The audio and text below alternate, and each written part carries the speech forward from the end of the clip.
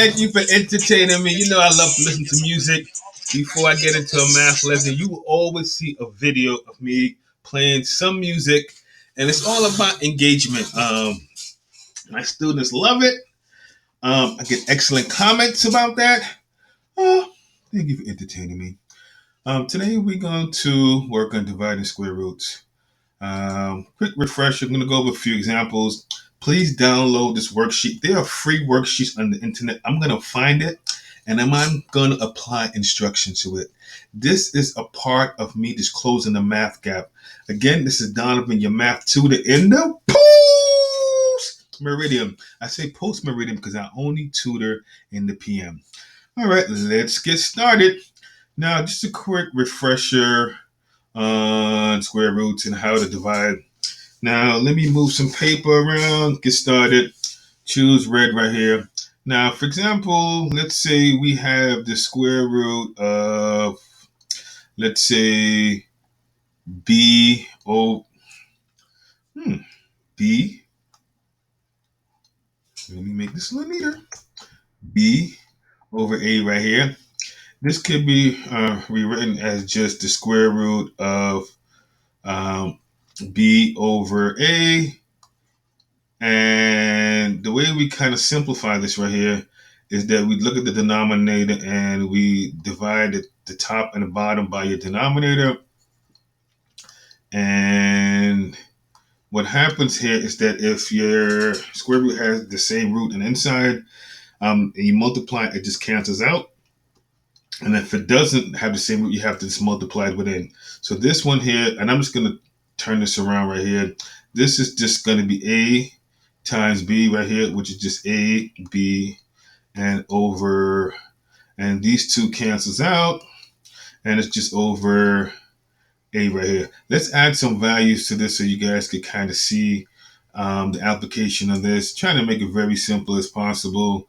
Pause the video, download this worksheet. There are answer keys. If you feel ambitious, I'm probably going to go through maybe 5 or 6 examples, and then we'll just continue along the process. Now, when I take a look at this right here, what I do is I always try to look at, is it a prime number? Is it a composite? Do they have any common factors before I start evaluating? Now, when I take a look at this, the greatest common factor right here, and GCF, it doesn't go anywhere. So the GCF for this is 3. So therefore, so what you do right here is just rewrite it. You kind of like reduce this right here. So this will become the square root of 1 over the square root of what? 16. And then you multiply your denominator against the numerator and the denominator. So when you take a look at this right here, 16, let me make this a little bit straight. 16 right here divided by 16, square root of 16 right here. Now, if you take a look at square root of 16, the square root is a perfect square. But so what do you do at this point right now? Several different things, but I just want you to continue down the process right here. You got to kind of go through this right here. So now with this right here, you can either, once you multiply these two right here, it's you will get a 16 at the bottom. And once you multiply the square root of 1 right here, it's actually just 1. And the square root of 16 is just actually 4 right here. So therefore, 1 times 4, just 4. And you can reduce this to just 1/4 right here. Now, let's go to number 3 right here. Easy peasy, that's your answer. And there's an answer key at the bottom. Check it. Now, we're going to go through this right here. Now, I like to look at the greatest common factor. So we simplify it right here. Because once you simplify, you get smaller numbers. So, and then you get to your solution very quick. So with this right here, I would just reduce it. I find out the GCF is 5. 5 goes into 20 how many times? 4, thanks for telling me. And 5 goes into 5 one time. And the square root of 1 is just 1, but we just kind of hold it there just to kind of bring us through the process right here. So now what we do at this point right now is that we multiply times the top and square root of 1 and times the square root of 1. And if you take a look at this, the square root of 1 over 1 is just 1. So what we're doing right now, we're going to multiply these two right here. You're going to get the square root of 4. And, square root cancel out because the base are the same. So therefore, this is 1. And then the square root of 2 is just a perfect square. So it's just 2 over, let me fix this, 2, let's go, 2 over 1, which is just equal to 2. And that's your answer right there. Usually 2 answers, easy peasy. Now, this is just really fun math. So now let's go into another problem really quick. Let's get down to, let's take 9. 9 seems interesting. Something different. Now, if we take a look at 9 right here, the greatest common factor between 3 and 12 right here is just what? Can someone help me out? I heard it. It's 3. So this, when we write this right here, we would simplify it. So we have 2. We have the square root of 1 right here. And then we'll have 2 right here.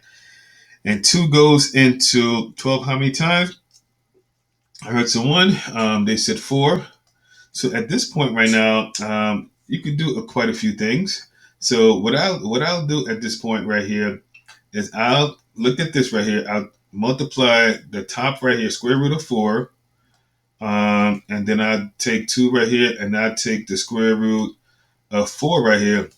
And now, once you multiply this right here, you get 2 times 2, which is just 4. These 2 right here, multiply, so you get 4 right here. And then once you multiply the square roots for each other, that cancels out. So you get another 4 right here.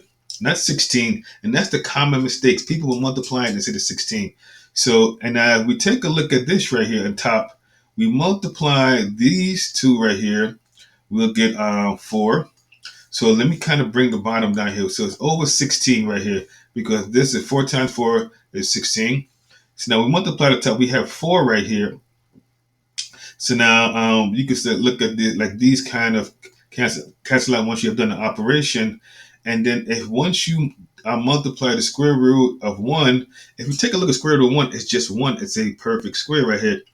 And if you take a square root of 2 right here, it's just, 4, which is just 2. The answers are jumping at me. So therefore, you have 4 times 2, and which is just what, 8. And then when we see 8 right here, some teachers like you to reduce this, and I encourage you, because this is just 1/2 right here.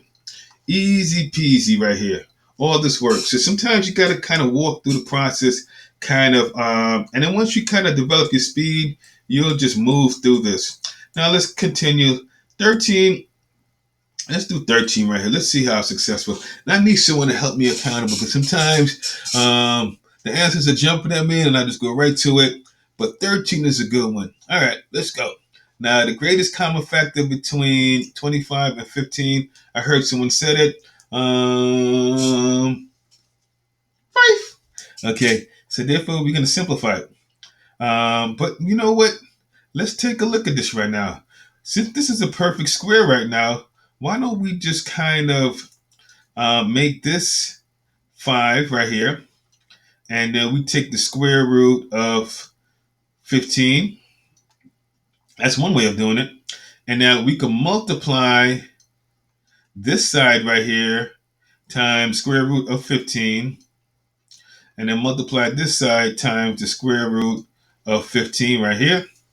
And what you realize right now is that once you square these 2 right here, that just becomes 15.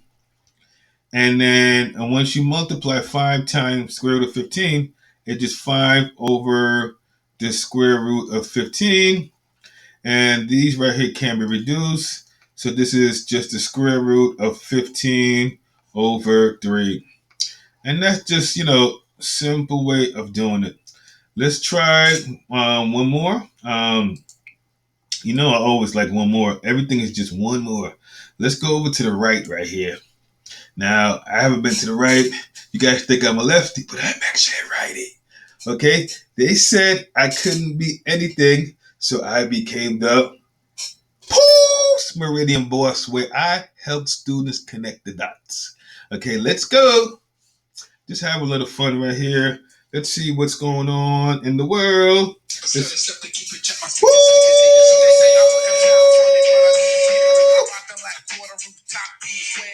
Okay, enough. I just want to make sure you're still here with me. And let's continue. 16. Okay, now what is the greatest common factor here? I heard someone say it. 3. All right, so 3 goes into 15 how many times?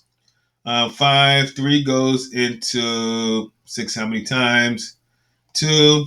So what you're going to do right here, you're going to multiply. Let me get this back. You're going to multiply this side times the square root of 2 and the square root of 2. Once you multiply square root times the square root, that cancels out. So I'm going to bring it down here. So we're going to have 2 right here. And 5 times, 5 square root of 5 times square root of 2 is the square root of 10. So let me make that circle a little bit round. And this is your answer. So circle this right here. There's an answer sheet. Please download the worksheet. Answer keys there. This is Donovan Smith and the Pulse Meridian. That is my wife right there in the background. As I'm making this video, she's going to come in and peep in on me. Thank you.